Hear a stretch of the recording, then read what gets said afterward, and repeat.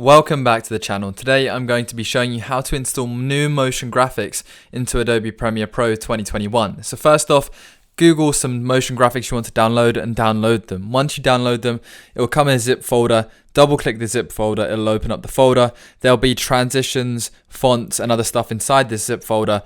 And for example, if I double click and open one of these folders, you can see all the Adobe Premiere Pro files, etc, etc. Firstly, follow my other tutorial and install the fonts for the motion graphics. That's in our other video.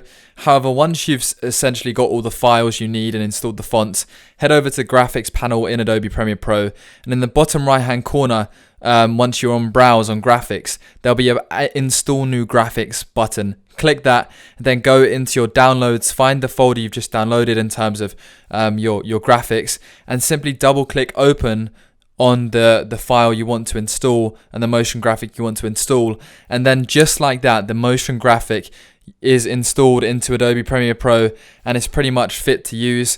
The only downside is that you have to click every single motion graphic individually in my case and probably your case, purely because I don't know why, but it's a bit of a problem and a bit long, but it's still worth it. It's a very simple way to add motion graphics, and you can see that they just pop up literally as soon as you double click them, and then I can drag and drop them. Once they're new, it takes a few minutes for them to a few seconds even, for it to fully upload, and you can see straight away it's boom, it's in there on the video and it works and it's great.